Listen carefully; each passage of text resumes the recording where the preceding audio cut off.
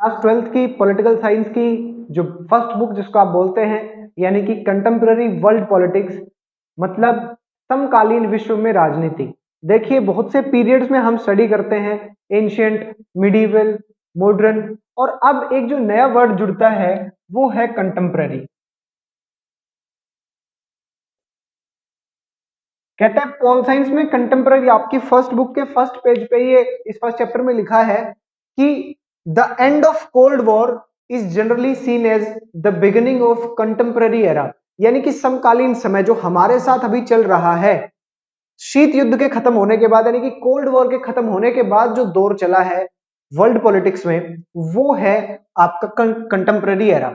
अब जब बात ऐसी आ गई है कि पूरी बुक का नाम ही बता दिया कि साहब ये नाम कोल्ड वॉर के खत्म होने के बाद के दौर का है, तो इसका मतलब कोई चीज इतनी इंपॉर्टेंट है कि वो मॉडर्न से कंटेम्पररी एरा में डिवाइड कर देती है आपकी पोल साइंस को। आप उसको एक सेपरेट पार्ट में स्टडी करते हैं, तो उस चीज के बारे में हमें जानना है। कोल्ड वॉर के बारे में बताया गया, तो हम ये कह रहे हैं कि 1991 में कोल्ड वॉर खत्म होती है, और कोल्ड वॉर के बाद का जो एरा है हम उसको स्टडी करेंगे। तो पहले हमें ये भी तो देखना चाहिए कि ऐसी इतनी इंपॉर्टेंट घटना है जिसने कंटेम्पररी एरा की बिगिनिंग को मार्क किया, उसके बारे में हम देखेंगे कि कोल्ड वॉर कैसी है।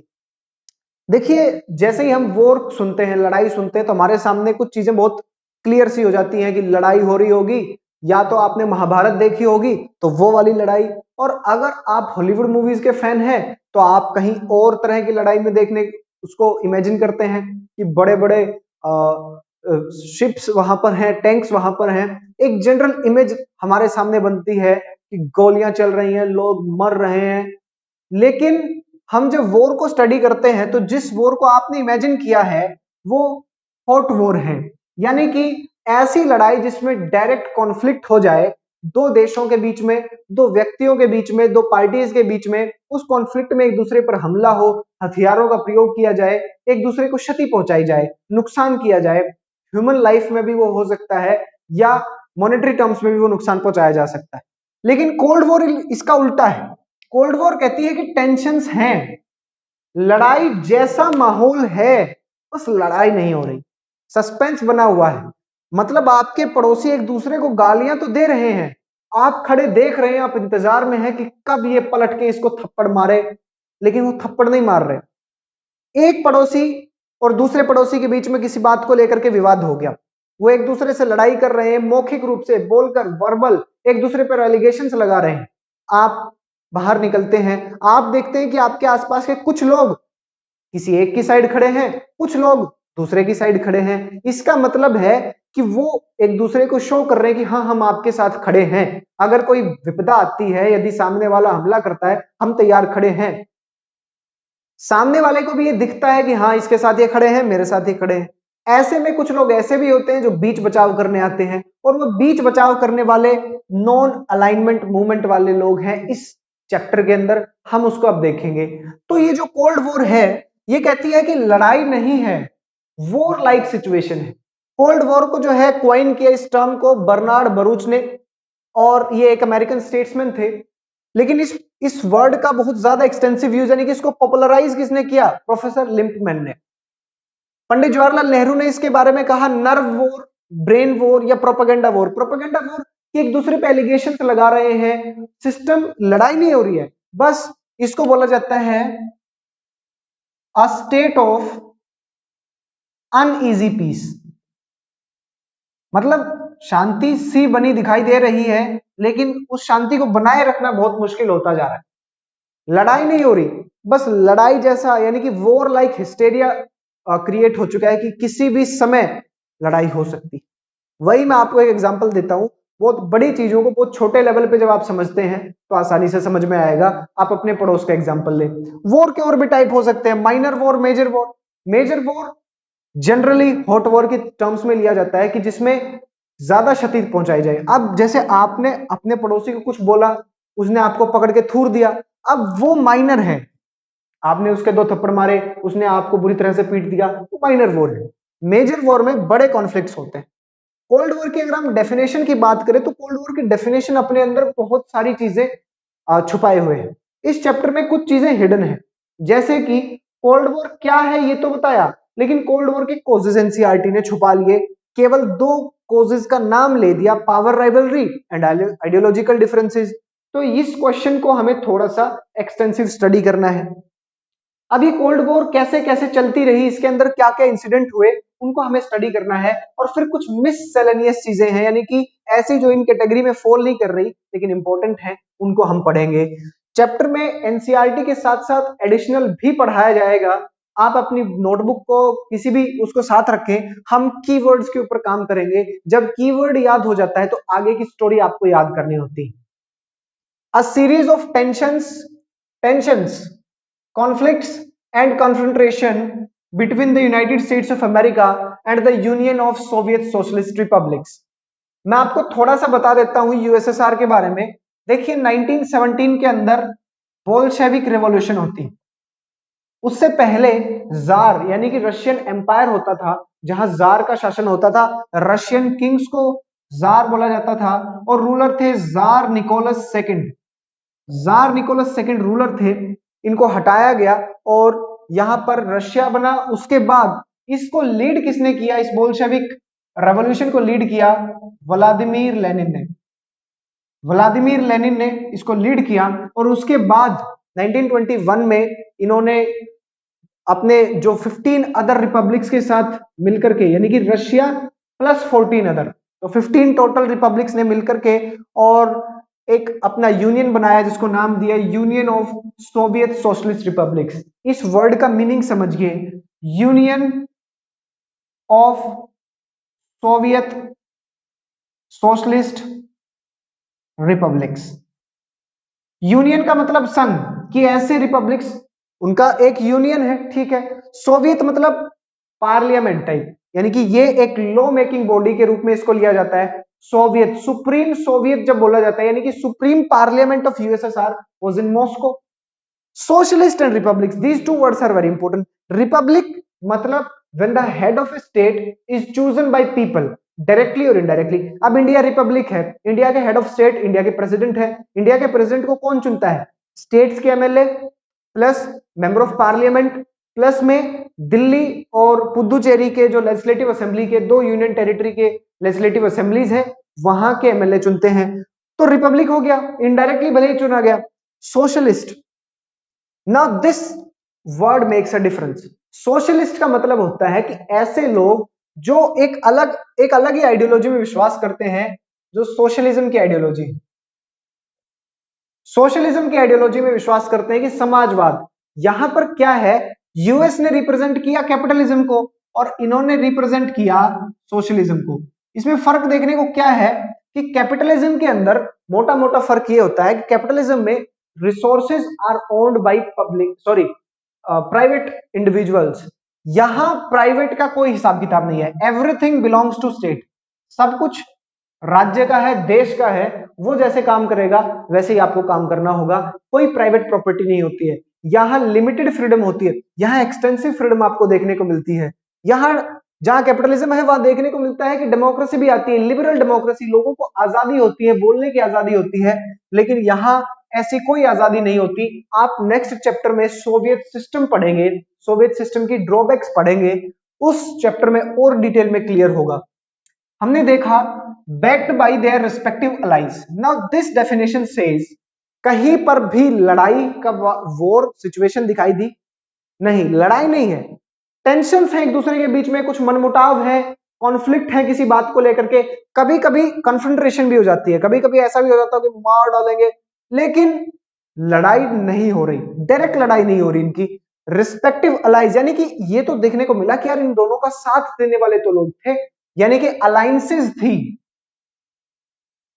अब हम उसको आगे स्टडी करेंगे। अब इसकी ड्यूरेशन की बात की जाए तो 1945 to 1991 is generally seen as the duration. तो कोल्ड वॉर एंडेड इन, जब एक क्वेश्चन आएगा then you will tick 1991। Otherwise मैं आपको बता दूं, जो ऑफिशियल अनाउंसमेंट थी, ऑफिशियल अनाउंसमेंट फरवरी 1992 के अंदर American president George Herbert Walker Bush और रशियन प्रेसिडेंट बोरिस येल्स्टिन ने मिलकर के की कि now the cold war is officially over. ये ऑफिशियल अनाउंसमेंट थी फरवरी 1992, लेकिन 1991 में सोवियत यूनियन जो है वो डिसइंटीग्रेट हो गया। तो जब दो पार्टी लड़ रही है, एक आपके दो पड़ोसी लड़ रहे हैं, अब वो एक पड़ोसी अंदर चला गया अपने घर के, तब तब क्या, अब वो दूसरे वाला ही बाहर रह गया ना, यानी कि ऐसी सिचुएशन में केवल यूएस बच गया। तो यहां कोल्ड वॉर के अंदर टेंशन खत्म हो गई, क्योंकि यूएसएसआर का डिसइंटीग्रेशन हो गया। और वो क्यों हो गया, वो पूरा का पूरा नेक्स्ट चैप्टर आप पढ़ेंगे ही। अब हम देखें तो इस कोल्ड वॉर में रीजन नहीं बताया आपकी बुक ने, थोड़ा सा हिंट दिया है, लाइन दी है, जो आपका सेकंड पेज है उसके नीचे वाले पैराग्राफ में हल्की सी लाइन दी है कि cold war was not simply a matter of power rivalry, balance of power of military alliances, yet it accommodated some real ideological differences। केवल दो बातें, लेकिन हमें थोड़ा सा डिटेल में पढ़ना। देखिए पहला रीजन है second world war events.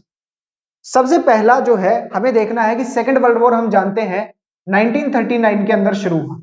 Nazi Germany, यानी कि जर्मनी के अंदर हिटलर थे, हिटलर नाजी पार्टी से बिलोंग करते थे, तो नाजी जर्मनी उसको बोला जाता है। हिटलर के रेन में जो जर्मनी थी, 1939 में हिटलर साहब पहले 1 सितंबर को हमला कर देते हैं पोलैंड पे, फिर और हमले करते चले जाते हैं, पूरे यूरोप में लड़ाई कर लेते हैं। तो ऐसे सिचुएशन में सेकेंड वर्ल्ड वॉर की हम बात करें, वर्ल्ड वॉर सेकेंड की हम बात करें, तो इसके अंदर दो पार्ट्स बन गए थे, एक थी एक्सिस और एक थी अलाइज। अलाइज पावर्स और एक्सिस पावर। एक्सिस पावर के अंदर जर्मनी, इटली और जापान, ये तीन मेन थे।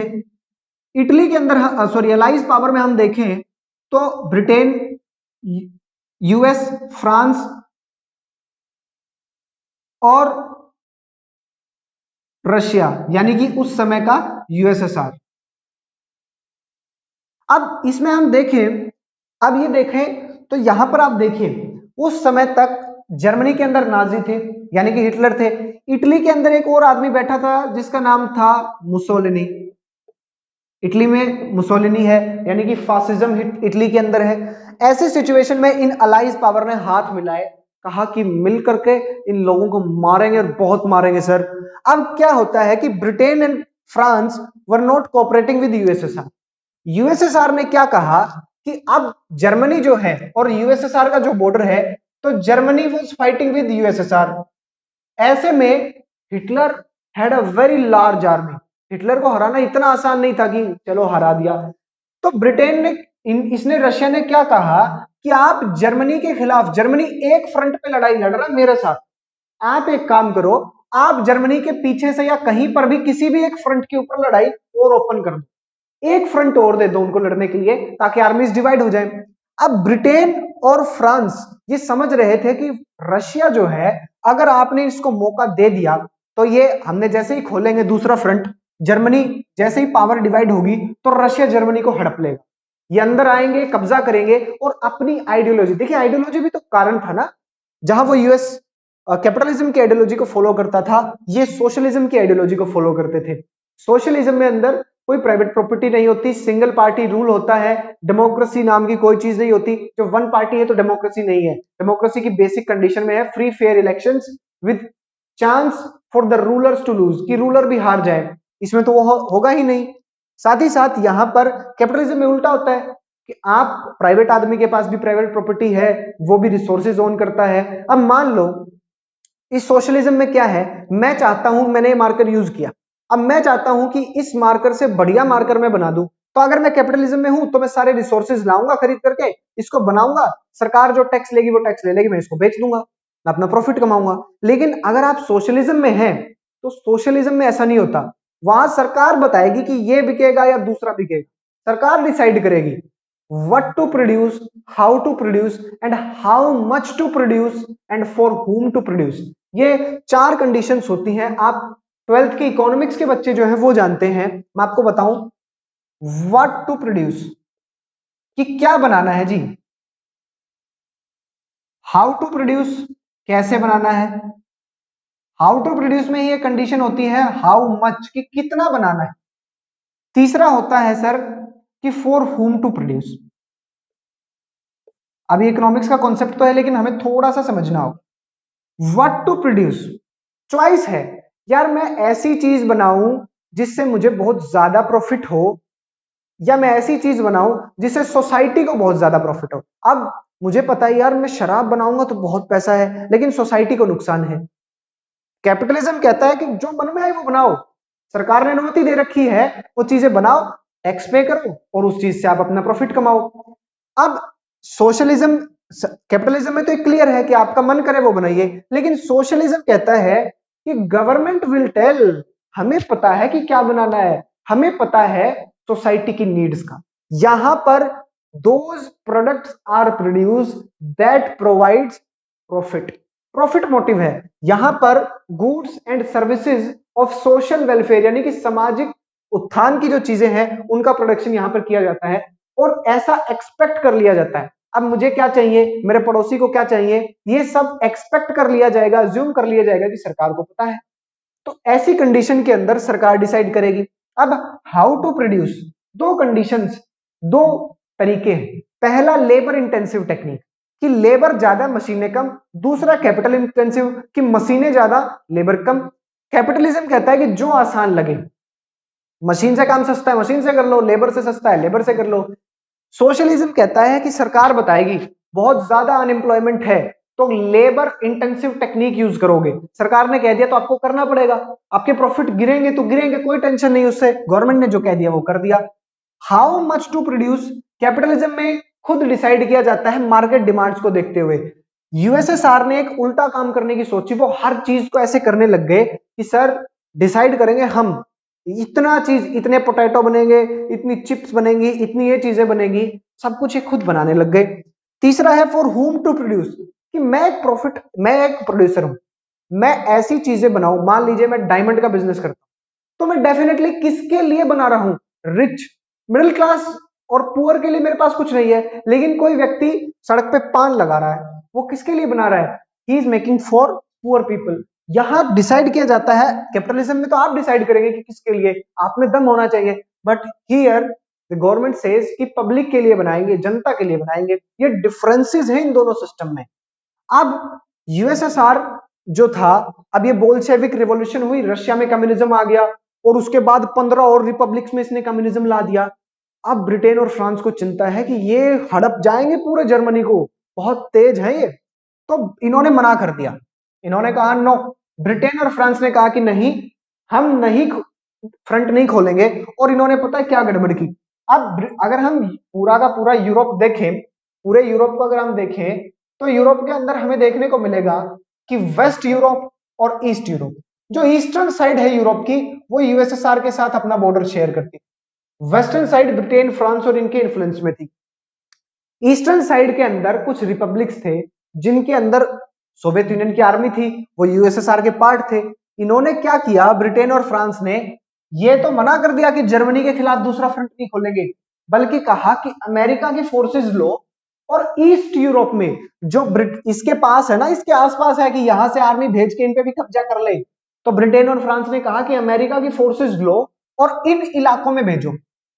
इन इलाकों में, यहां था तो नाजिज्म ही, यहां था तो हिटलर की फोर्सेस, लेकिन ये डर था, भाई देखो आपको समझना है कि यूएसएसआर जर्मनी से लड़ रहा है, यहां पर बॉर्डर लगा हुआ है, यहां कुछ छोटे स्टेट्स हैं, इन छोटे स्टेट्स के साथ यूएसएसआर ने, यहां पर जर्मनी की फोर्सेस हैं, कुछ फोर्सेस हैं हिटलर की, यूएसएसआर के पास ताकत है कि इन तीनों को हरा दे, और हरा देगा तो अपनी मर्जी की सरकार बनाएगा और अपने पास मिला लेगा कि आओ सोवियत यूनियन में आपका स्वागत है। तो जर्मनी ने रोक रखा है इसको, ब्रिटेन और फ्रांस ने मना कर दिया। ब्रिटेन और फ्रांस ने कहा कि तुम जर्मनी के साथ लड़ते रहो, हम अमेरिका की फोर्सेस लेकर के यहां आएंगे और इन तीनों को आजादी दिला देंगे। क्या दिक्कत है, आप तो ये कह रहे हो कि मैं तो आजाद करवा रहा हूं इनको। तो अब ऐसे में सोवियत यूनियन को लगा, अच्छा ऐसा, इतने समझदार, हमारा साथ धोखा। तो पहला इंसिडेंट कि इन दोनों ने कोऑपरेट करने से मना कर दिया और उल्टा ईस्टर्न यूरोप के अंदर अपनी आर्मीज भेजनी शुरू कर दी यूएसएसआर को रोकने के लिए कि चचा बस अब अगर और बढ़े तो खैर नहीं। दूसरा इन्होंने क्या किया, याल्टा कॉन्फ्रेंस, फरवरी 1943, याल्टा कॉन्फ्रेंस के अंदर अमेरिकन प्रेसिडेंट रूजवेल्ट और रशियन सुप्रीम लीडर यानी कि यूएसएसआर के सुप्रीम लीडर जोसेफ स्टालिन और ब्रिटेन के प्राइम मिनिस्टर विंस्टन चर्चिल। ये तीन लोगों, याल्टा एक जगह है क्रीमिया में, यहां मिले, तीनों ने बातचीत की कि यार कैसे कैसे सिस्टम करना है, क्या क्या क्या क्या क्या सिस्टम रहेगा।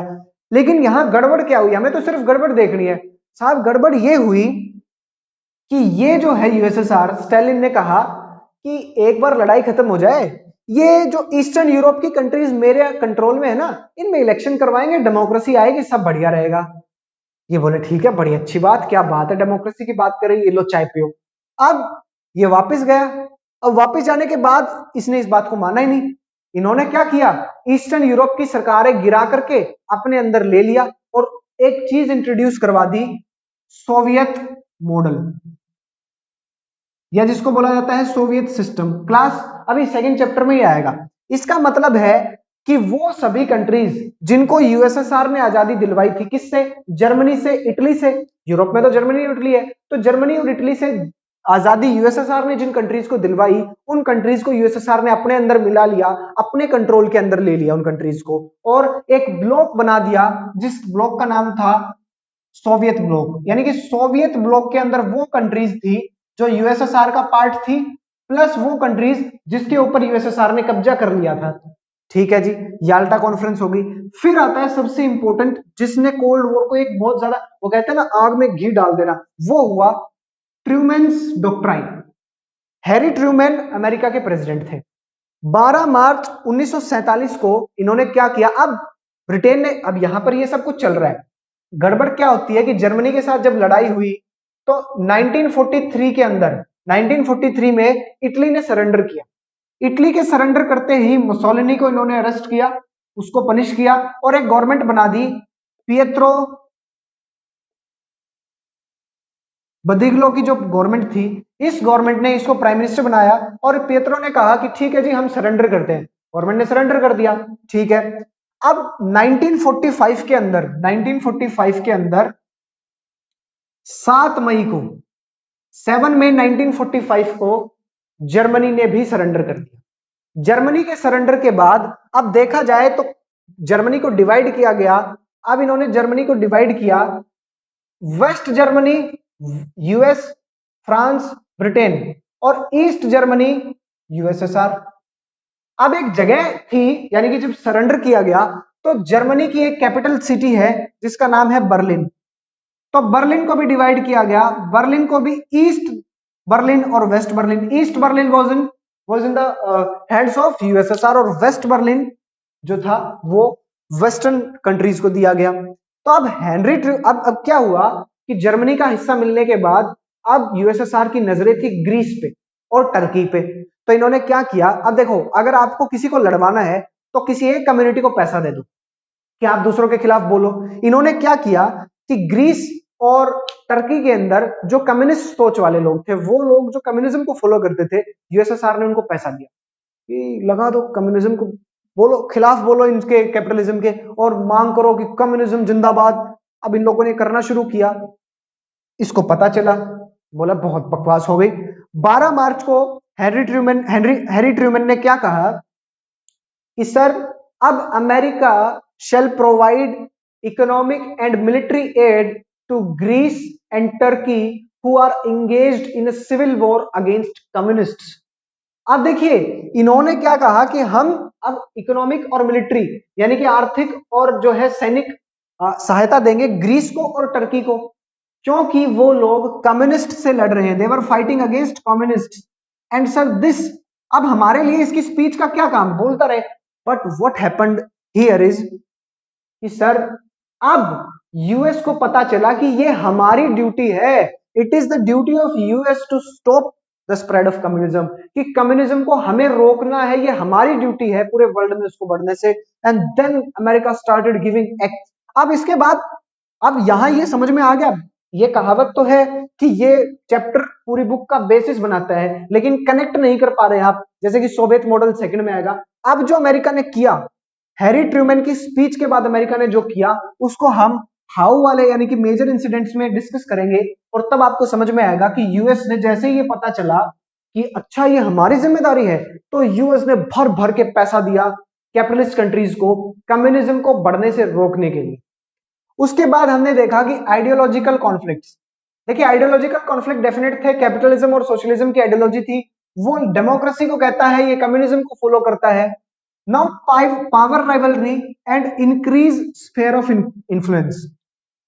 दोनों के दोनों जब वॉर खत्म होती है तो सारी, अब देखिए सब इंडस्ट्रीज जो थी वो क्या बना रही थी, वो वॉर रिलेटेड गुड्स बना रही थी, तो हर जगह इकोनॉमिक सेटबैक लगा, एक झटका सब लोगों को लगा।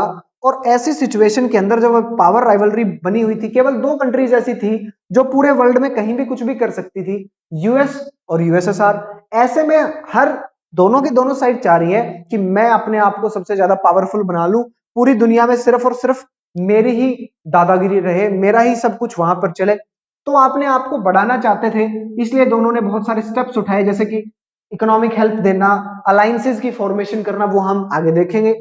चौथा एक रीजन था डिस्ट्रेस, म्यूचुअल सस्पिशन। देखिए जब किसी रिलेशन में डिस्ट्रेस हो जाता है, यानी कि विश्वास कम होने लगता है, तब वो रिलेशन बिखरने लग जाता है। आप साथ मिलकर के लड़ रहे थे, यूएस, यूके, फ्रांस, यूएसएसआर, आप मिलकर के लड़ रहे थे, लेकिन अब आपके बीच में म्यूचुअल ट्रस्ट नहीं रहा, आप एक दूसरे के ऊपर अब शक करने लग गए हैं। सबसे पहला रीजन जो था वो था ये कंटेनमेंट किया इन्होंने, ब्रिटेन और फ्रांस ने कोऑपरेट नहीं किया इसको। साथ ही साथ न्यूक्लियर अटैक ऑन जापान। अब अमेरिका ने 6 अगस्त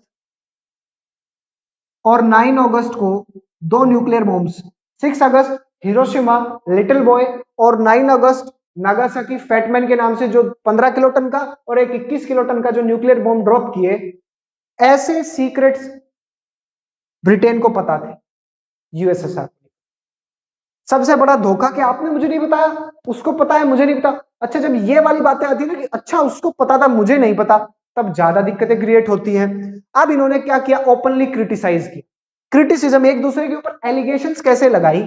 कुछ लोग कहते थे कि ये जो हमला किया गया है, ये न्यूक्लियर अटैक है, इसके दो बंदे बन गए, एक इसके अगेंस्ट में थे और एक इसके फेवर में थे।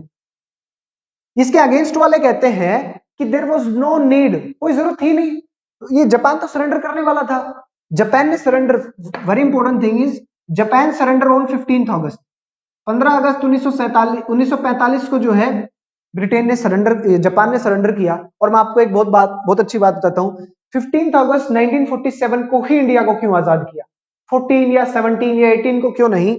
क्योंकि जापान ने जब ब्रिटिश फोर्सेस के आगे हथियार डाले 1945 में, तो उस जगह उन ब्रिटिश फोर्सेस की लीडरशिप कर रहे थे admiral general Lord Louis Mountbatten, यानी वो व्यक्ति जो 1947 में भारत का वायसरॉय बना और वो अपनी इस जीत को, इस 15 अगस्त की जीत को इतिहास में अमर कर देना चाहता था। आप में से 1% लोगों को भी ये नहीं पता था कि 15 अगस्त 1945 को सरेंडर किया गया, लेकिन आप सब जानते हैं कि 15 अगस्त 1947 को इंडिया इंडिपेंडेंट हुआ। ऐसी सिचुएशन में 15 अगस्त की डेट लॉर्ड लुई माउंटबेटन ने चुनी। अब इसके अगेंस्ट वाले कहते हैं कि ये तो सरेंडर करने वाला था, एक्चुअल में तो यूएस दिखाना चाह रहा है कि देख मेरे पास न्यूक्लियर बम है, बैठे बैठे उड़ा देता हूं मैं। और एक हिंट भी देनी थी कि आप मॉस्को जो वर्ड यूज होता है, यानी कि देखिए अब दिल्ली, अखबार में आप देखेंगे कि न्यू दिल्ली, वहां जब आता है कि नई दिल्ली से ये आदेश जारी हुए, तो नई दिल्ली ने अपनी मर्जी से थोड़ी कर दिया, पीएमओ को डिफाइन करता है, पावर सेंटर को डिफाइन करते हैं कैपिटल्स। तो मॉस्को बोले या क्रेमलिन बोले जो कि रशियन प्रेसिडेंट का हाउस है, या व्हाइट हाउस बोले जो अमेरिकन प्रेसिडेंट का हाउस है, तो कहते हैं कि मॉस्को को ये दिखाना था कि रुक जाना, कोई गड़बड़ मत करना। दूसरी तरफ फेवर वाले कहते हैं कि भाई साहब जापान ने पर्ल हार्बर पर अटैक किया, जापान दे दनादन लोगों को मार रहा था अलाइज पावर को, तो जापान को हराना जरूरी था, तो दैट इज वाई यूएस ने ड्रॉप किया। अब ये क्वेश्चन आपके आना नहीं, क्योंकि ऑब्जेक्टिव है, 3 मार्क्स के लिए इंपॉर्टेंट था। ऑब्जेक्टिव में कौन सा क्वेश्चन आ सकता है, उस यहां तक हम देखें तो इसकी डेफिनेशन, इसकी ड्यूरेशन और इनमें से कौन सा कारण नहीं है, which among the following is not a reason for cold war, तो ये चारों आपको पता होने चाहिए। ऐसी सिचुएशन में इस जगह पर आप नोट कर लें इन सब चीजों को। और अब हम देखते हैं कि कोल्ड वॉर के दौरान और क्या क्या चीजें हुई। अब हम देखते हैं कि कोल्ड वॉर के दौरान मेन क्या क्या चीजें हुई। सबसे पहले तो हमने देखा था डेफिनेशन में कि backed by their respective allies, तो बड़ी बड़ी दोनों जो कंट्रीज थी, यानी कि यूएस और यूएसएसआर, दोनों ने ही अपनी अलायंसेस बनाई, यानी कि लोगों को अपने साथ लिया, यानी कि सपोर्ट लिया बहुत सी कंट्रीज से। अब सबसे पहले यूएस ने, अब हम दो जगह पे देखें तो यूरोप और आउटसाइड यूरोप, दो जगह के ऊपर इन्होंने अलायंसेस की फॉर्मेशन हुई। यूरोप के अंदर यूएस ने जो अलायंस बनाई उसको नाम दिया गया नेटो, यानी कि North Atlantic treaty organization. Initially इसके अंदर जो कंट्रीज थी उनका बॉर्डर जो है अटलांटिक ओशन के साथ लगता था, इसलिए उनको नाम दिया गया नॉर्थ अटलांटिक ट्रिटी ऑर्गेनाइजेशन। अप्रैल 1949 के अंदर ये बनी।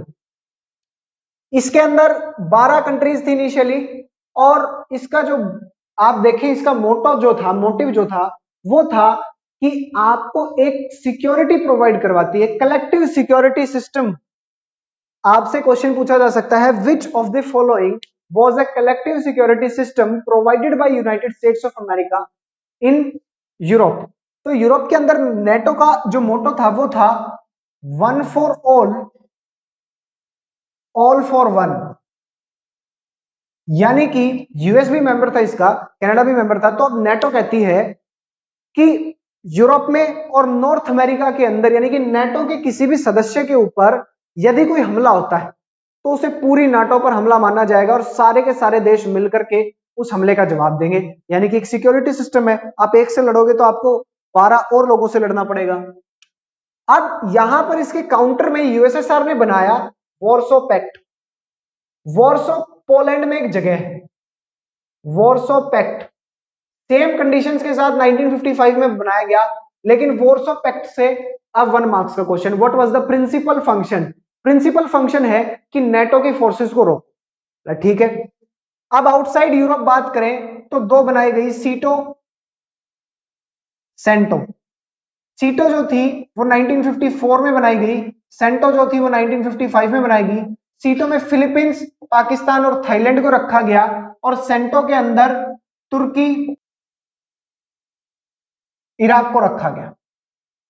अब क्या होता है कि यूएसएसआर ने कोई अलायंस नहीं बनाई साउथ एशिया में, यानी कि एशिया की साइड में यूएसएसआर ने कोई अलायंस नहीं बनाई। यूएसएसआर ने क्या जवाब दिया? यूएसएसआर चाइना, ईरान, वियतनाम और कोरिया से अच्छे संबंध रखने लग गया, नॉर्थ कोरिया से। अब हम देखेंगे कि इनका क्या इंपैक्ट हमें देखने को मिला जब अलायंसेस बन गई। ये उन्होंने पूरे वर्ल्ड का डिवीजन किया, और यूरोप के अंदर इस डिवीजन को नाम दिया गया कि western alliance and eastern alliance. तो वेस्टर्न अलायंस क्यों कहा जाता है नेटो को? क्योंकि नेटो में मेनली वेस्टर्न यूरोप की कंट्रीज थी। So all the countries of western Europe sided with USA, तो उसको नाम दिया गया western alliance. Western block, US block, Anglo American block, और ईस्टर्न यूरोप की कंट्रीज आ गई यूएसएसआर के साथ, तो उसको सोवियत ब्लॉक, ईस्टर्न अलायंस बोला जाता है। सेकंड है arms race and nuclear armament. अब एक दूसरे के ऊपर जब सस्पिशन है, डिस्ट्रस्ट है कि यूएसएसआर दिन रात बम बना रहा है तो हमें भी बनाने चाहिए, और यूएसएसआर सोच रहा है कि अमेरिका ने तो अपने यहाँ कारखाने लगा रखे हैं, वो बम बना रहे हैं, पूरे दिन मिसाइलें बना रहे हैं, हमारा तो नुकसान हो जाएगा। तो दोनों के दोनों they were preparing themselves for full fledged war. तो ज्यादा से ज्यादा आर्म्स, ज्यादा से ज्यादा हथियारों का प्रोडक्शन किया जा रहा। ऐसी सिचुएशन में सबसे बड़ा कांड हो गया ये न्यूक्लियर आर्मामेंट, यानी कि न्यूक्लियर वेपन्स बनने शुरू हो गए। 1944 में मैनहट्टन प्रोग्राम था यूएस का, फर्स्ट न्यूक्लियर टेस्ट उन्होंने किया और 45 में टेस्ट कर दिया जापान के ऊपर। 1949 के अंदर यूएसएसआर ने भी न्यूक्लियर कैपेसिटी एक्वायर की। 1952 के अंदर ब्रिटेन ने एक्वायर की, 1957 के अंदर फ्रांस ने एक्वायर की, और 1964 के अंदर चाइना ने न्यूक्लियर कैपेसिटी एक्वायर कर ली। ये थोड़ा सा काम का है, सिर्फ ये वाला और ये दोनों। इसके बाद न्यूक्लियर रेस लग गई एक दूसरे में, कि होड़ लग गई कि किसके पास ज्यादा न्यूक्लियर वेपन। फिर क्या हुआ? Independence of countries. कैसे? नई नई कंट्रीज को इंडिपेंडेंस दिलाने में यूएसएसआर ने बहुत हेल्प किया। यूएसएसआर ने ओपनली, क्योंकि 1945 में क्या बन गया था? United Nations Organization. तो वहां यूएसएसआर ने कहा कि you western countries, you are making people slave. तो वेस्ट को एलिगेशंस झेलनी पड़ी यूएसएसआर की, and at that time USSR was powerful. और बहुत सारा प्रेशर जब इनके ऊपर पड़ा तो डिफरेंट डिफरेंट कंट्रीज आप इंडिपेंडेंस में देखेंगे, बहुत सारी कंट्रीज इंडिपेंडेंट हुई। अब आता है कि growth of non alignment movement. भाई नॉन अलाइनमेंट मूवमेंट का मतलब है गुट निरपेक्ष आंदोलन, कि ना इसकी तरफ ना उसकी तरफ, हम तो न्यूट्रल रहेंगे, लेकिन न्यूट्रल का मतलब है कि सही के साथ रहेंगे, न्यूट्रल नहीं सही के साथ। यानी कि नॉन अलाइनमेंट मूवमेंट की हम बात करें तो 1961 के अंदर इसकी फर्स्ट मीटिंग हुई थी, 1 दिसंबर से लेकर के और 6 दिसंबर तक। तो नेम की ग्रोथ होती है इसमें, इसको तो पूरा डिटेल में ही पढ़ना है। तो ये मेजर चीजें होती हैं, फैक्ट्स यहां से आएंगे। नेटो कब बना, नेटो में कितनी कंट्रीज है, वन फॉर ऑल और फॉर वन का मोटो, वॉरसा पैक्ट का प्रिंसिपल फंक्शन, सीटो सेंटो और ये वाला। अब आता है कि arenas of cold war. Arenas of cold war का मतलब होता है कि वो जगह जहां या तो लड़ाई हो गई या लड़ाई होने की सिचुएशन बनी हुई है लेकिन लिमिट्स में रहे, बहुत बड़ी एक वॉर टाइप नहीं हुआ, वो कॉन्फ्लिक्ट बहुत बड़े वॉर में कन्वर्ट नहीं हुआ, लेकिन कुछ लड़ाई हुई, कुछ हद तक लड़ाई हुई। मार्शल प्लान, ये इकोनॉमिक, जो दो शुरू वाले जो हैं ये इकोनॉमिक सिचुएशंस को शो करते हैं। हैरी ट्रूमैन की स्पीच कि हमारी जिम्मेदारी है, हम इकोनॉमिक सपोर्ट देंगे, तो मार्शल प्लान यानी कि उनके फॉरेन मिनिस्टर थे, यानी कि सेक्रेटरी ऑफ स्टेट होता है वहां पे, ट्रेजरी सेक्रेटरी होता है वहां पे, फाइनेंस मिनिस्टर को ट्रेजरी सेक्रेटरी बोला जाता है यूएस में, तो सेक्रेटरी ऑफ स्टेट थे जॉर्ज मार्शल। अब जॉर्ज मार्शल ने प्लान बनाया मार्शल प्लान। मार्शल प्लान के अंदर वेस्ट यूरोप की जो कंट्रीज थी उनको इकोनॉमिक सपोर्ट दी गई कि आप अपने आप को डेवलप कीजिए। यहीं से आप चैप्टर 4 में यूरोपियन यूनियन में पढ़ेंगे तो मार्शल प्लान वहां पर भी आपको देखने को मिलेगा। मार्शल प्लान 1947 से 1952 तक रहा। ओईईसी यानी कि ऑर्गेनाइजेशन ऑफ यूरोपियन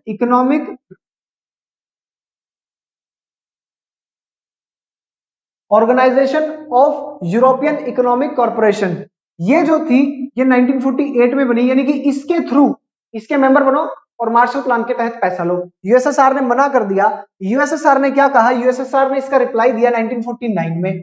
कौन कौन यानी कि council of mutual economic assistance, इसने कहा कि जो सोवियत यूनियन के यानी कि ईस्ट ब्लॉक की जो कंट्रीज हैं, ईस्टर्न अलायंस की, यानी कि जो यूएसएसआर के साथ थी, क्योंकि उस समय तक तो बना नहीं था ना वार्सो पैक्ट, तो जो यूरोप की वो कंट्रीज जो यूएसएसआर के साथ थी वो किसी और वेस्ट की कंट्री के साथ कोई ट्रेड रिलेशन नहीं रखेंगे, आपस में ट्रेड करेंगे हम।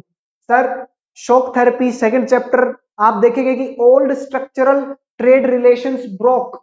अब उस लाइन का मतलब आपको यहां समझ में आएगा कि यूएसएसआर ने कौन कौन बना रखा था कि आप इंटरनली ट्रेड करेंगे, बाहर नहीं जाएंगे।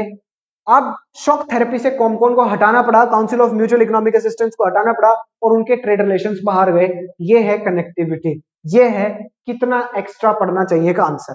बर्लिन ब्लॉकेड 1948 में यूएसएसआर ने क्या किया कि जो बर्लिन को डिवाइड किया गया था, ईस्ट बर्लिन वेस्ट बर्लिन, तो इन्होंने बैरिकेडिंग कर दी कि जी वेस्ट बर्लिन के कोई लोग ईस्ट बर्लिन में नहीं आ सकते, ईस्ट के कोई वेस्ट में नहीं जा सकते।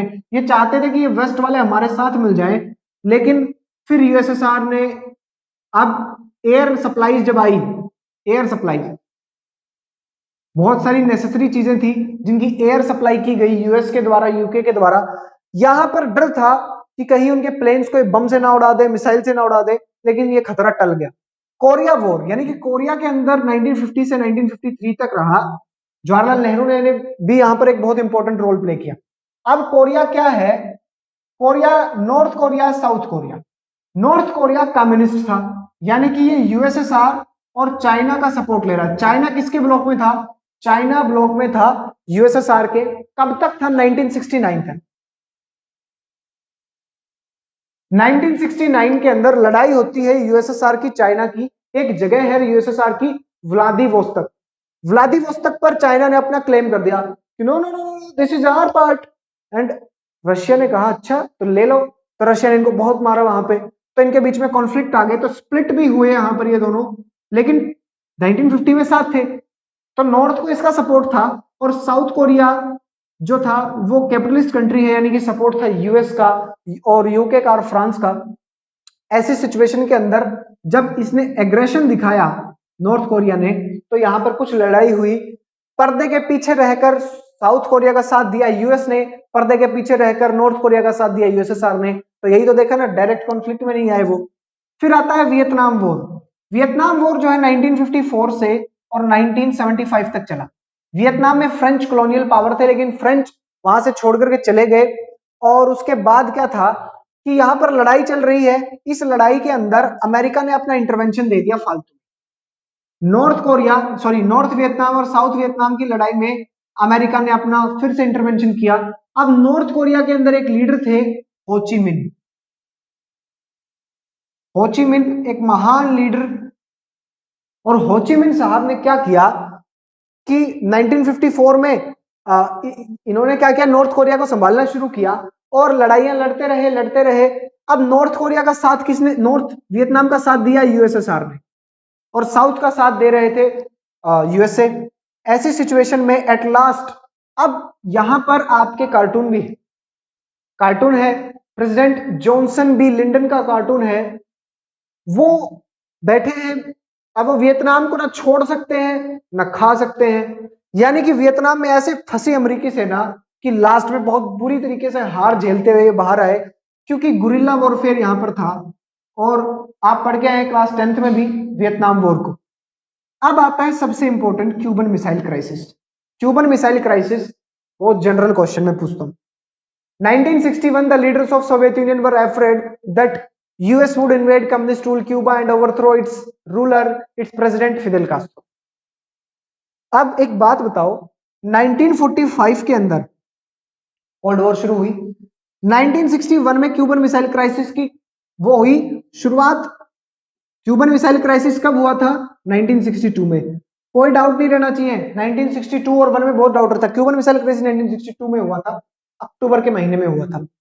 अब यहां पर 16 साल क्यों लग गए भाई यूएसएसआर को ये सोचने में कि क्यूबा में गड़बड़ होगी, जबकि यूएस का डिफरेंस, यूएस और क्यूबा का जो गैप है ये 140 किलोमीटर का है, 140 किलोमीटर का है।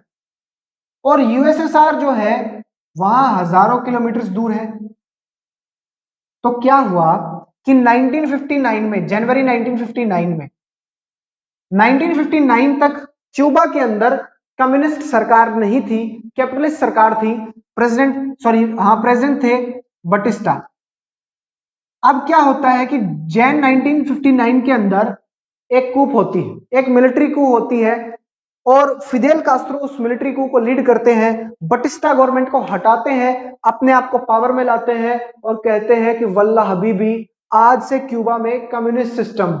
और अमेरिकन कैपिटलिस्ट ने यहां पैसा लगा रखा है। अब जैसे ही कम्युनिस्ट सिस्टम आया तो सब कुछ नेशनलाइज हो गया, everything was under the control of state, and now the capitalist run कि सर हमें लूट लिया, हमें बर्बाद कर दिया गया।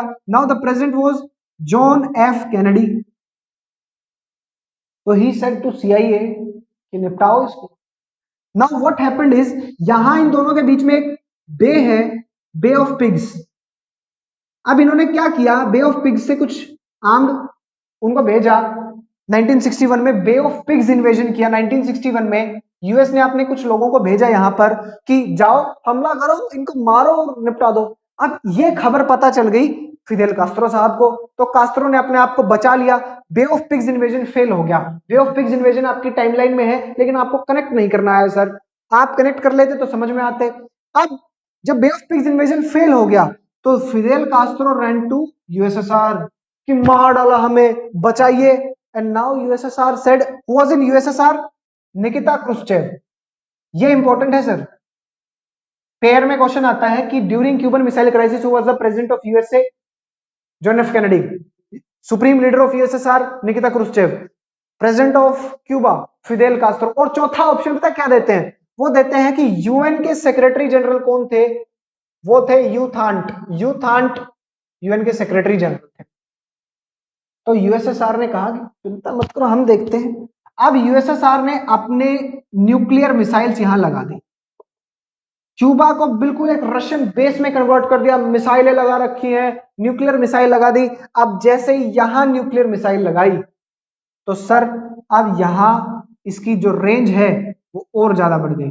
एंड 3 हफ्ते बाद ये अमेरिकन को पता चला, इनके स्पाई प्लेन्स जब जा रहे थे क्यूबा के ऊपर से, तो इनको दिखा कि व्हाट, सोवियत यूनियन ने अपनी मिसाइलें यहां लगा दी। ये लोग किस बात की खुशी मना रहे थे, इन्होंने पता क्या किया, अब सोवियत यूनियन के 5 जो कंट्रीज थी, मैंने आपको बताया कि यूएस ने हेल्प की थी ग्रीस की, टर्की की, 2 कंट्रीज की हेल्प की थी। हैरी ट्रूमैन ने अपनी स्पीच में बोला, इन लोगों ने टर्की के अंदर और इटली के अंदर अपनी न्यूक्लियर मिसाइल्स रखी हुई थी। टर्की में यूएस ने अपनी न्यूक्लियर मिसाइल रख दी, यानी कि यूएसएसआर के घर के आगे न्यूक्लियर बम रख गए कि अब तुम उछलना मत, हर जगह हमला कर सकते हैं। इंटरकॉन्टिनेंटल बैलिस्टिक मिसाइल्स उस समय तक डेवलप नहीं हुई थी। यूएस की इस हरकत के बाद यूएसएसआर टेंशन में था कि यार कोई जगह मिल जाए, मुझे कोई जगह मिल जाए, मैं लपेट दूं। और यहां मिल गई कि सर यहां ये ना 140 किलोमीटर का तो डिस्टेंस है, मारिए इन लोगों को। तो यूएसएसआर ने यहां पर अपनी न्यूक्लियर मिसाइल्स लगाई। 3 हफ्ते बाद इनको पता चला और जॉन एफ कैनेडी ने सीरियसनेस को समझा, दोनों ही लीडर ने, कि यहां लड़ाई हो सकती है। कैनेडी साहब ने क्या कहा कि सारी सोवियत शिप्स और सारे सोवियत एयरक्राफ्ट जो क्यूबा की तरफ आ रहे हैं उनको वार्न कर दो। यहां इन्होंने अपनी नेवी लगा दी क्यूबा के आसपास कि अगर आप क्यूबा में आए तो फिर हमसे बुरा कोई नहीं होगा। निकिता क्रुश्चेव साहब सिचुएशन को समझे, आपस में बातचीत हुई और 23 अक्टूबर 1962 को वापस ले आए ये, लेकिन 3 शर्तों पर। पहली शर्त थी कि टर्की में जो रखे गए हो ना उसको ले जाओ। दूसरी शर्त कि पब्लिक कमिटमेंट करो कि क्यूबा पे हमला नहीं करोगे। और तीसरा क्या किया इन लोगों ने कि यहां व्हाइट हाउस और रशियन प्रेसिडेंट का हाउस क्रेमलिन, इनके बीच में एक डायरेक्ट फोन लाइन स्टैब्लिश की, टेलीफोन लाइन स्टैब्लिश की कि चच्चा कोई लड़ाई हो जाए तो बात कर लिया करो, क्योंकि उस समय इंस्टाग्राम तो था नहीं कि चैटें चलती। तो ऐसी सिचुएशन हुई इन दोनों के बीच में। ये क्यूबन मिसाइल क्राइसिस है आपका। अब हम देखते हैं कि इस कोल्ड वॉर के दौरान और क्या क्या इवेंट्स हुए। अब हम देखें तो एक जनरल क्वेश्चन हमारे दिमाग में आता है कि भाई यूएस और यूएसएसआर इतनी बड़ी बड़ी कंट्रीज, और इन्होंने स्मॉलर स्टेट के साथ अलायंसेस क्यों की, व्हाई। देखिए एक वर्ड है, एक लाइन है कि international alliances during the cold war were formed on the requirements of larger states and calculations of smaller states. अब रिक्वायरमेंट्स एंड कैलकुलेशंस, इन वर्ड्स को समझेंगे हम। रिक्वायरमेंट को देखो, रिक्वायरमेंट बड़ी स्टेट, देखिए बड़ी स्टेट और छोटी स्टेट के बीच में क्या है कि स्मॉलर स्टेट्स को क्या चाहिए, स्मॉलर स्टेट्स को क्या चाहिए, स्मॉलर स्टेट्स को चाहिए वेपन्स, हथियार चाहिए, उनको इकोनॉमिक एड चाहिए कि अपने आप को डेवलप कर सके। और लार्जर स्टेट्स को क्या चाहिए, देखिए उनको क्या मिलता है, सबसे पहला उनको मिलता है वाइटल रिसोर्सेज, कि उस कंट्री के रिसोर्सेज को वो एक्सप्लॉइट कर पाते हैं। दूसरा उन्हें क्या मिलता है, उन्हें मिलती है टेरिटरी, अपनी आर्मी को वहां रखने की, अपने लॉन्चिंग पैड वहां रखने की टेरिटरी मिलती है।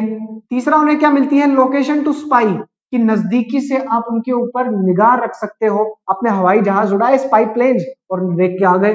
चौथा उन्हें क्या मिलता है, उन्हें मिलता है साहब इकोनॉमिक असिस्टेंस, यानी कि स्मॉलर स्टेट्स उनकी आर्मी के लिए काम करती हैं, उनको इकोनॉमिक असिस्टेंस प्रोवाइड करवाती हैं, तो इकोनॉमिक बर्डन कम होता है। फिर क्या है, लॉयल्टी, कि अब आपको क्या मिलेगा कि अगर आप यहां पर है तो आपकी, जिस स्मॉलर स्टेट को आपने अपनी अलायंस में रखा, अगर वो आपके प्रति लॉयल है, यानी कि आप वॉर ऑफ आइडियाज या वॉर ऑफ आइडियोलॉजी आप जीत रहे हैं सर, वॉर ऑफ आइडियोलॉजी आप जीत रहे हैं, very important.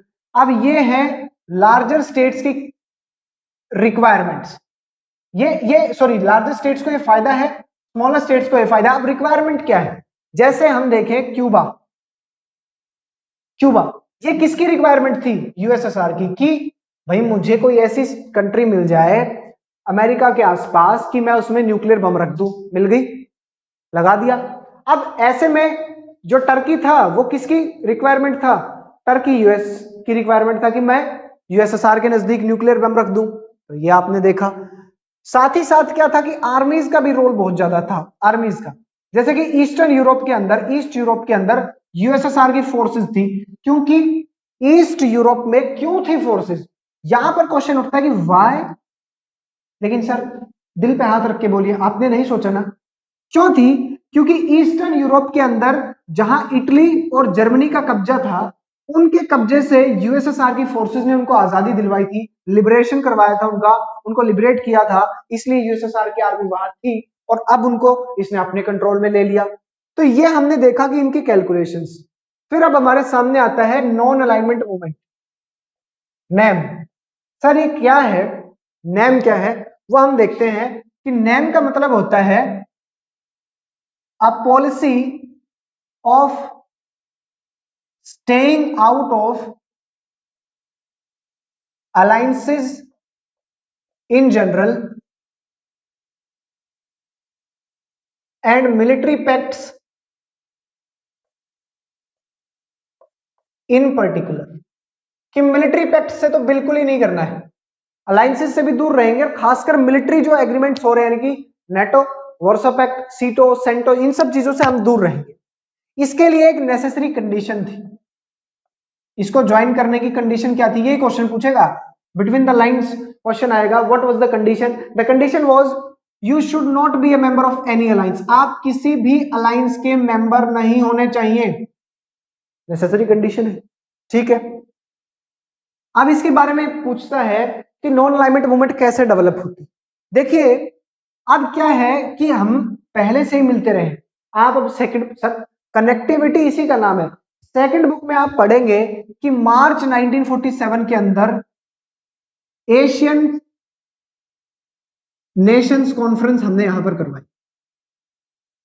Asian Nations conference, मार्च 1947, आजादी से पहले पंडित जवाहरलाल नेहरू ने यहां पर खड़ा होकर कहा कि हम उन सबके साथ कोऑपरेशन करेंगे जो हमारे साथ कोऑपरेट करें, हम पावर राइवलरी से दूर रहेंगे, ठीक है जी। उसके बाद 1955 के अंदर एक व्यक्ति है सुकर्णो, सुकर्णो इंडोनेशिया के फर्स्ट प्रेसिडेंट थे, इंडोनेशिया। तो सुकर्णो साहब ने क्या कहा, सुकर्णो साहब ने एक कॉन्फ्रेंस बुलाई थी, बांडुंग कॉन्फ्रेंस, बांडुंग एक सिटी है इंडोनेशिया में, बांडुंग कॉन्फ्रेंस, यहां बातचीत हो गई थी इनके बीच में। अब 1961 में यूगोस्लेविया एक जगह है, यूगोस्लेविया के लीडर रिप्रेजेंट जो थे वो थे जोसेफ ब्रोज टीटो। अब 1961 में बेलग्रेड कॉन्फ्रेंस होती है, बेलग्रेड कॉन्फ्रेंस 1 दिसंबर और 6 दिसंबर तक होती है, ये 6 दिसंबर 1961, बेलग्रेड यूगोस्लेविया की कैपिटल है, ये क्वेश्चन आ सकता है। 3 main leaders, Pandit Nehru, Joseph Broz Tito, Gamal Abdul Nasser. Nehru ji India से थे, टीटो यूगोस्लेविया से थे, नासिर इजिप्ट से थे, सुकर्णो इंडोनेशिया से थे, और एक और व्यक्ति यहां पर आए, क्वामे एनक्रूमा। क्वामे एनक्रूमा ये एक लीडर थे, कहां पे, घाना के। इन सब ने, यानी कि ये 3, और इन सबको, इन दोनों ने इनको सपोर्ट किया, and these 5 were known as the founding fathers of non alignment movement. तो नॉन अलाइनमेंट मूवमेंट की फर्स्ट सबमिट जो थी वो 1961 बेलग्रेड सबमिट थी। अब हम देखें तो इसकी ग्रोथ के पीछे के क्या कारण थे, हमें वो देखना है। तो हमने फॉर्मेशन को देखा, फर्स्ट सबमिट की बात की जाए तो फर्स्ट सबमिट में केवल 25 मेंबर कंट्रीज और 3 ऑब्जर्वर कंट्रीज थी, जबकि लेटेस्ट जो सबमिट है वो 17 सबमिट है, 2016 में हुई, वेनेजुएला में हुई, और यहां 120 कंट्रीज थे, प्लस में 17 ऑब्जर्वर कंट्रीज थे। केवल एक सबमिट इंडिया में हुई है, वो है 7th सबमिट। 7th सबमिट 1983 के अंदर हुई, न्यू दिल्ली में हुई। और वेरी इंपॉर्टेंट, यहां पर क्या होता है कि नॉन अलाइनमेंट मूवमेंट को श्रीमती इंदिरा गांधी जी कहती हैं biggest piece movement, biggest piece movement. और उन्होंने कहा कि दुनिया के सामने 2 सबसे बड़े डेंजर हैं, यहां से चेंजमेंट होना शुरू हुआ, कि आप रेलेवेंस में पढ़ेंगे कि पहला डेंजर है न्यूक्लियर वेपन्स, न्यूक्लियर वेपन्स, और दूसरा डेंजर क्या है, दूसरा डेंजर है unjust economic system. Unjust economic system, यानी कि new international economic order, neo की डिमांड्स तेज होने लग गई थी। यहां पर हमें यह भी देखना है। अब इसकी ग्रोथ के पीछे के क्या कारण थे? देखिए, सबसे पहला रीजन था कि कॉपरेशन बहुत अच्छा था, फाउंडिंग फादर्स के बीच में बहुत अच्छी बनती थी। साथ ही साथ क्या था कि कोल्ड वॉर बढ़ती जा रही थी, कोल्ड वॉर के अरेनाज बढ़ रहे थे, तो ये हर जगह जाकर के खड़े हो जाते, हर जगह कोशिश करते कि उसको रोके। साथ ही साथ नई नई कंट्रीज इंडिपेंडेंट हो रही थी। इनका मेन मोटिव क्या था? नैम का मेन मोटिव ये था कि जो न्यू इंडिपेंडेंट कंट्रीज हैं, स्मॉलर स्टेट्स जो हैं, इन स्मॉलर स्टेट्स के ऊपर कोई प्रेशर ना बने, इनके ऊपर कोई दबाव ना बने कि ये किसी ना किसी ब्लॉक को ज्वाइन करें। ऐसे दबाव से इनको बचा के रखना था, इनकी आइडेंटिटी लूज नहीं करने देनी थी, इससे बचाना था। तो ये सब कोशिश ये कर रहे थे।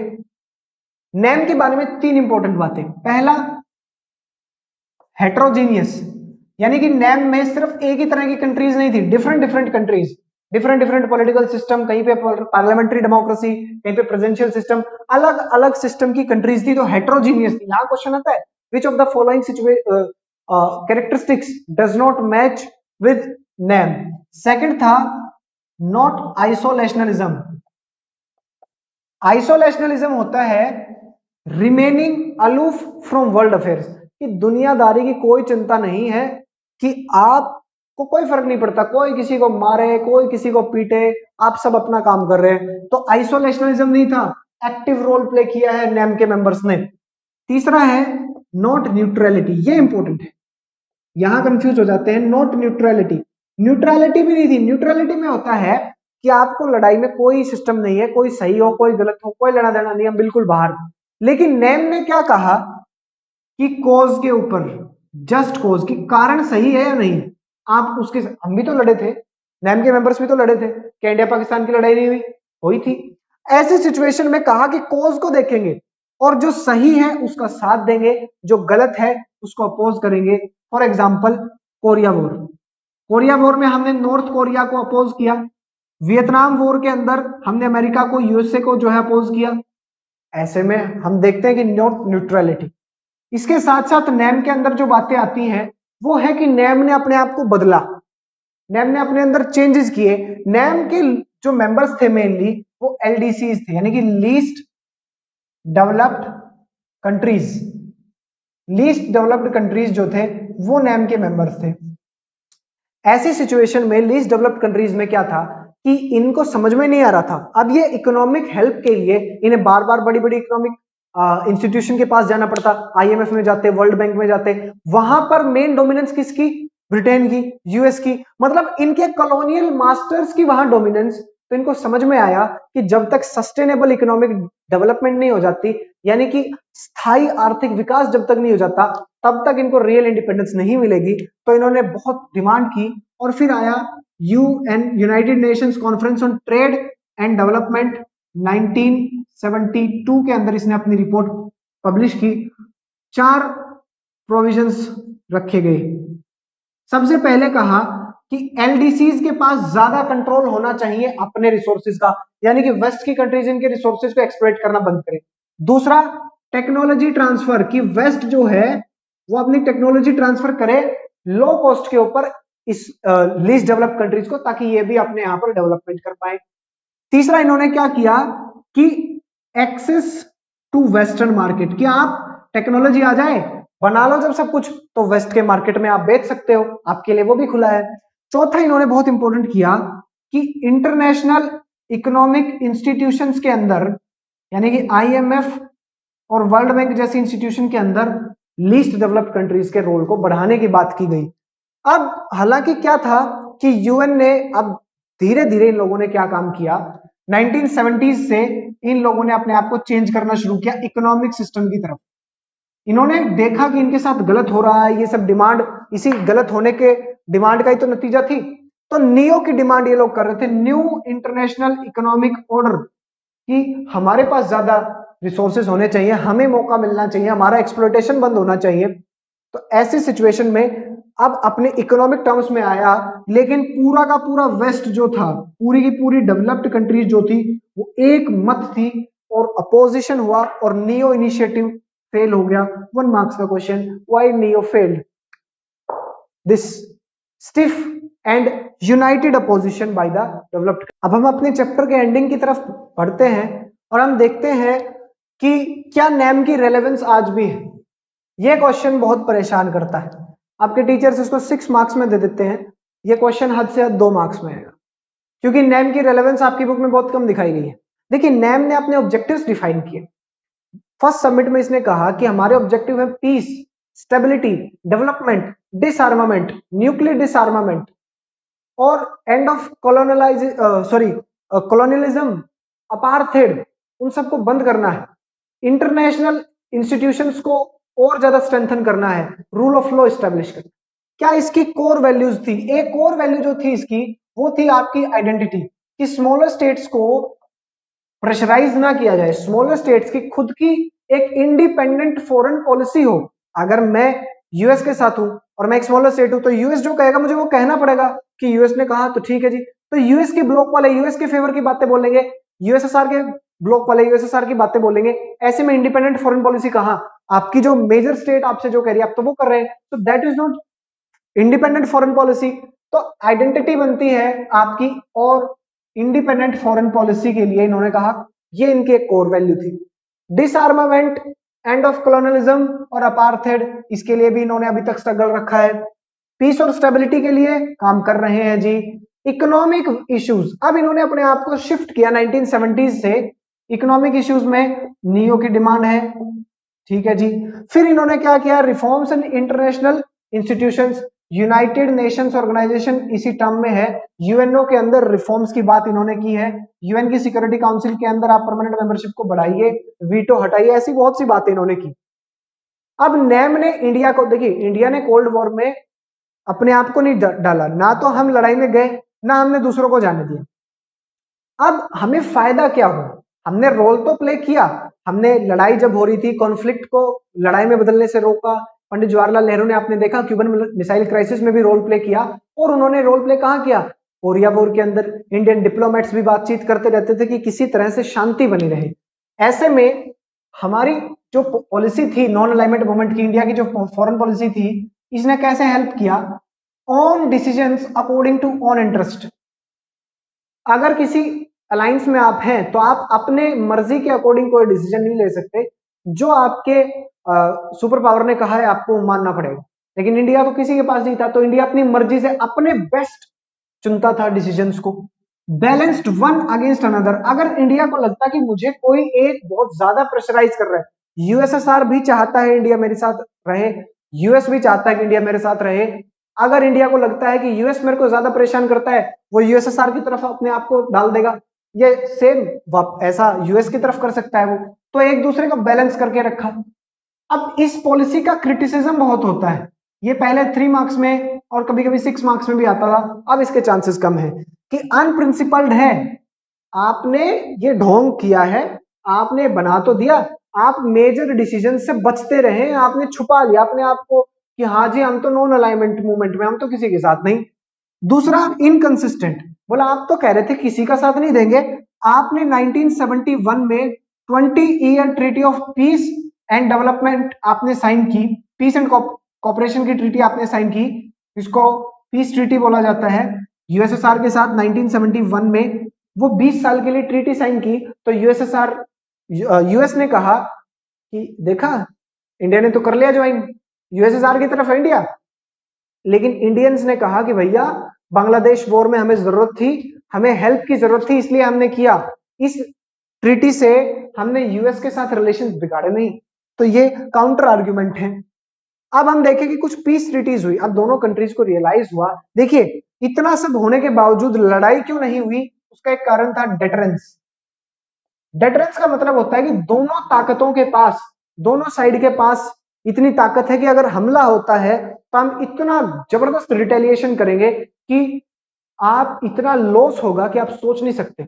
इसलिए सबको पता है कि यार उसके पास भी हथियार है, तो रुक जाओ। हमला करने से बचते रहने को ही बोला जाता है डेटरेंस।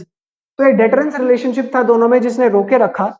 इसका फायदा अब क्या हुआ कि धीरे धीरे समझ में आया कि आप एक दूसरे से जो सस्पिशन है, आपके डिस्ट्रस्ट है, उसकी वजह से हथियार तो बना रहे हो, लेकिन अगर मान लीजिए आप एक दूसरे की इंटेंशंस को नहीं समझ पाए, आपने मिस कॉम्प्रीहेंड कर दिया एक दूसरे की इंटेंशंस को, ऐसी सिचुएशन में या कोई न्यूक्लियर एक्सीडेंट हो गया तब क्या?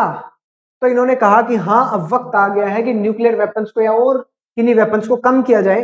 तो इन्होंने एलटीबीटी साइन की 5 अगस्त 1963 को, limited test ban treaty. Limited test ban treaty कहती है कि एटमॉस्फेयर, आउटर स्पेस और अंडर वाटर न्यूक्लियर टेस्ट नहीं होगा, ठीक है। एनपीटी कहती है कि 1 जनवरी 1967 से पहले जिन देशों ने न्यूक्लियर बम को बना लिया, उसको टेस्ट कर लिया, वो होंगी न्यूक्लियर स्टेट्स, और उनके अलावा किसी भी स्टेट के पास ताकत नहीं है। उनके अलावा कोई भी स्टेट न्यूक्लियर वेपन नहीं बना सकती, नहीं बना सकती है, टेस्ट नहीं कर सकती, टेस्ट नहीं कर सकती ना। फिर इन्होंने बाद में चेंज करके ये भी कह दिया कि नहीं बना ही नहीं सकते आप।